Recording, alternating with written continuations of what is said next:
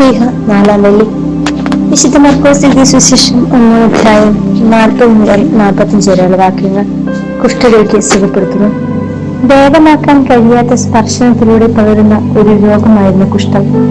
സ്പർശനാനുഭവം നഷ്ടപ്പെട്ട് അഴുകി ദ്രവിച്ച് വികൃത രൂപമായി മാറി മരണത്തിലേക്ക് നിപതിക്കുന്ന ഒരു രോഗം. രോഗം ബാധിച്ചവരെ ജീവിക്കുന്ന മൃതശരീരമായിട്ടും ദൈവശിഷ്യയുമായിട്ടുമാണ് രോഗി പരിഗണിക്കപ്പെട്ടിരുന്നത്. സംഖ്യ 12 അധ്യായം 10 മുതലുള്ള വാക്യങ്ങൾ.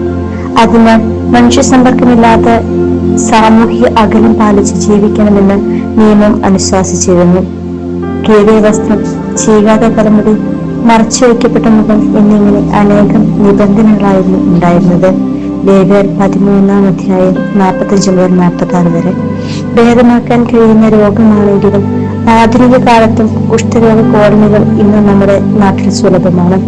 നിനക്ക് മനസ്സുണ്ടെങ്കിൽ എന്നെ ശുദ്ധനാക്കാൻ കഴിയും എന്ന പോലെ ആരെയും കൂസാതെ നിബന്ധനകളൊക്കെ മറികടന്ന് ഒരു കുഷ്ഠരോഗി അവന്റെ മുൻപിൽ വന്ന് മുട്ടുകുത്തുന്നു. എന്റെ ഇഷ്ടമല്ല, അങ്ങയുടെ ഇഷ്ടം നിറവേറട്ടെ എന്ന യേശുവിന്റെ പ്രാർത്ഥനയോട് സമാനമായ ഒരു യാചനയാണിത്. ദൈവേഷ്ടത്തിന് പ്രാമുഖ്യം നൽകുന്നവരാണ് ഏറ്റവും ശുദ്ധരായ മനുഷ്യർ.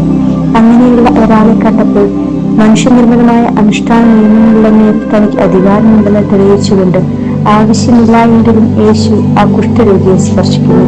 തൽക്ഷണം അയാൾക്ക് സൗഖ്യം നൽകുകയും ചെയ്യുന്നു. അശുദ്ധമായതിനെ സ്പർശിച്ചപ്പോൾ യേശുവിന്റെ കൈകൾ അശുദ്ധമായില്ല എന്ന് മാത്രമല്ല, അശുദ്ധിയുള്ളവൻ ശുദ്ധിയുള്ളവരായി. നാലാൾക്കാണെങ്കിൽ മരിച്ചതിന് തുല്യമായി ജീവിക്കാൻ വിധിക്കപ്പെട്ടവരെ ജീവിതത്തിലേക്ക് കൂട്ടിക്കൊണ്ടുവന്നത് പേരിന് പ്രശസ്തിക്ക് വേണ്ടിയായിരുന്നില്ല, മനുഷ്യന്റെ മേലുള്ള ദൈവത്തിന്റെ കാര്യം ലോകത്തിന് വെളിപ്പെടുത്തുവാനാണ്.